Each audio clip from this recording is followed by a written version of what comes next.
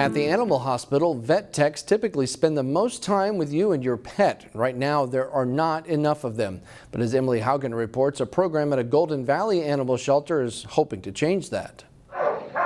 The Animal Humane Society is rarely quiet. Yeah. And the surgical room, They don't have the capacity. is no exception. We're a very high volume shelter. We have a lot of animals coming in, a lot of animals coming out, which means we have a very quick turnover. In recent years, it's gotten even busier. We have a lot of animals that come into us and not enough staff to take care of them, essentially. Lymph nodes are really common. Dr. Kate Farmer and her assistants feel the strain. Animals are waiting longer to have initial exams by technicians. They're waiting longer to have behavioral evaluations and surgeries. So what that translates to is animals being in shelter in a stressful environment for longer. Vet techs are in high demand everywhere. They give medication, prepare pets for surgery, and talk with families about their pets. Really, they are the thing that keeps the shelter moving. At the Golden Valley shelter, a new program is hoping to keep its hospital in motion. We became fully trained in as veterinary assistants, going into training as veterinary technicians. When they're done in the program, they get to slide right back into the space that they were working before, just with a little more skill. Thank you. Amanda Trostel is a veterinary assistant for now. In a few weeks, thanks to the program, she will be a vet tech. It feels really great to just kind of be able to say, you know, this is something that I've wanted to do my whole life. And then now it's 2-3 weeks away. These two are really infected. Adding much needed noise to the operating room. Vet techs are essential to veterinarians. We couldn't do our jobs without them. In Golden Valley, Emily Haugen, CCX News. Now that program is expanding to anyone, not just veterinary assistants. Anyone interested can apply to the program online. Applications will close on July 31st. Governor Tim Walz brought his latest tour to highlight accomplishments of the last legislative session to Plymouth. Buhler is an example of how this is working.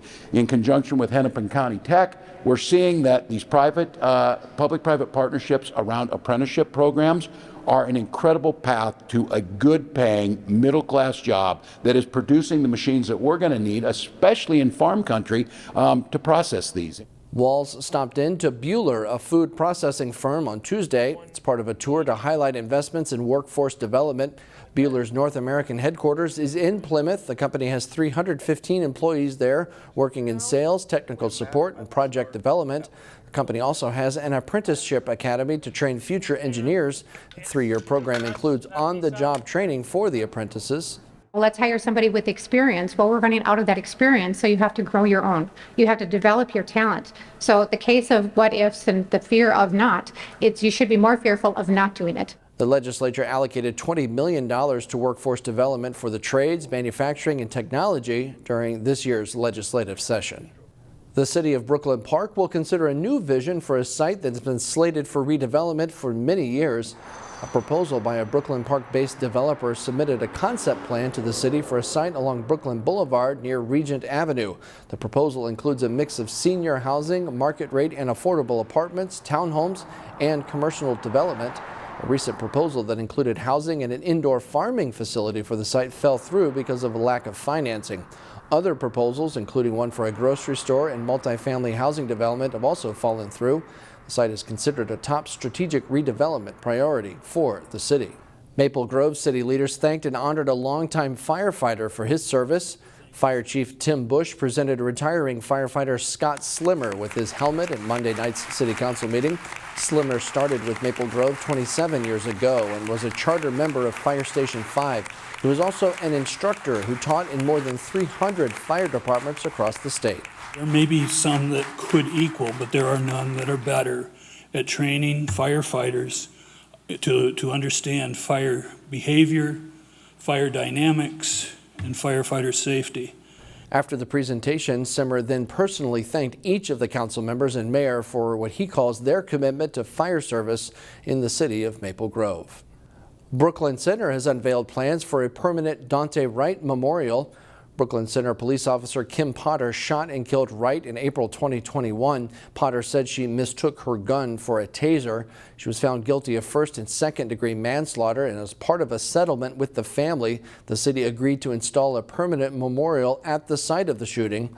City officials revealed the plans at a community meeting on Monday. Installation could begin late next month or in early September. Artwork from those who support a gallery in Maple Grove is on display and for sale for the next month.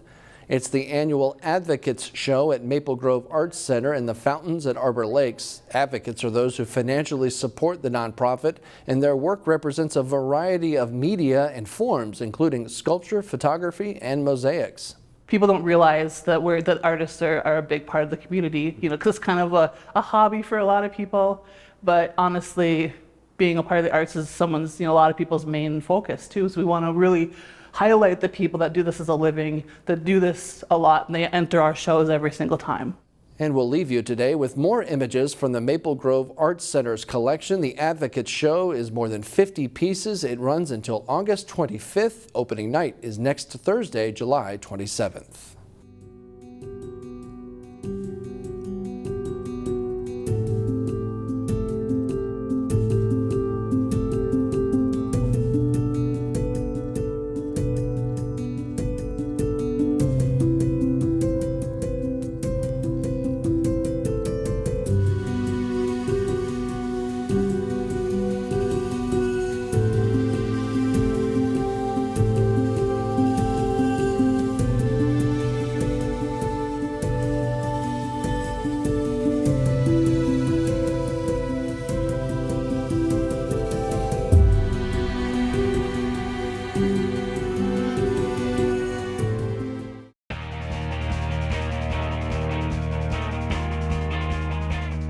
The Champlin Park girls lacrosse team advanced to the state tournament for the first time since 2015. In this CCX Sports Spotlight segment from June, Jay Wilcox profiles the Rebels. While they didn't get the outcome they were looking for in the state tournament, it was a special season for Champlin Park girls lacrosse. The Rebels qualified for state for the first time since 2015, beating Centennial in the Section 7 final in one of their best performances of the season. They could see it coming with this group developing. I've been playing with these girls for so long, and each year we just keep getting better because we know each other's chemistry, and it just feels like we're connected more and more. It's been really cool to see how good we've gotten through even since dome training this winter, and just seeing us grow as a team throughout practices. It's been really nice, and taking on better teams such as Centennial too. I think it's really cool to see how we've improved on mistakes we've made in the past and have made it this far. It's very, very exciting. It's not something we've done for a real long time. My sister played before me, and it was never anything that she could do, so we're just very proud that we were able to be the team to finally get this done. We have a huge group of juniors, and a lot of these girls have been playing lacrosse since they were 12 years old. I started coaching a bunch of them at that age when they were still in the youth program, and here they are now. For two of the captains, it was a little extra special because they could share it with family members. Junior Annabelle Johnson's father, Jeff, is the Rebels' head coach, while senior Megan Peters' father, Brian, is an assistant. It's so special having my dad as a coach. Having him coach almost every sport I've played, it's something not most kids get to brag about. It can be nice. I get a lot of coaching at home though as well, so I'm always getting random tips, which is helpful to improve my game, but it's a very different experience than probably a lot of people have, but I enjoy it. There's a very special bond there. I think, it can be interesting. You always hear some stories where, sometimes coaching your own kid can be tricky. My kid is super respectful. She always does, what I'm asking of her as her coach. Try to separate that difference between coach and dad when we're on the field. And as we spoke with the Rebels prior to the tournament, they knew that facing the tough competition that state would bring will only help the team going forward. We're very excited to play some new teams that we just haven't seen before. A lot of the southern teams have D1 girls, so we're excited to see how we match up against that and to get challenged a little bit more. To be part of the top 8 teams in the state, to win our sections, it's, we had our banquet last night, and I just said there it was an honor to be part of that elite group of teams. And the southern part of the state, a lot of those teams have had a jump on us for a lot of years. I feel like we're closing that gap slowly. Yeah, I think it'll be really good for our team to experience better teams that we haven't faced yet, and especially since our section got switched. I think it'll be really nice to have a little bit of preparedness for next season as well. As Lauren mentioned, Champlin Park will be in a new playoff section next season as they move into the tougher Section 5. But it's a Rebels program that should be very competitive next season, too. Yeah, the future is definitely bright. I mean, as far as our team goes, we'll lose Megan. She's our one starting senior on our team.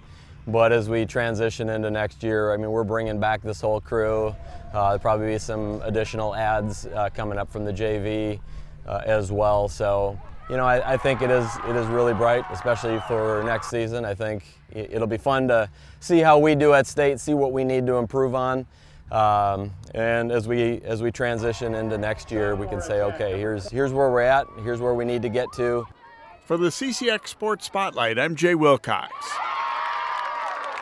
After losing to Edina in the state quarterfinals, Champlin Park was defeated by Eastridge 11-7 in the consolation semifinals. They finished with a 15-4 record. That's all for sports. More CCX News after this. Find more prep sports games and highlights at ccxmedia.org and follow us on social media.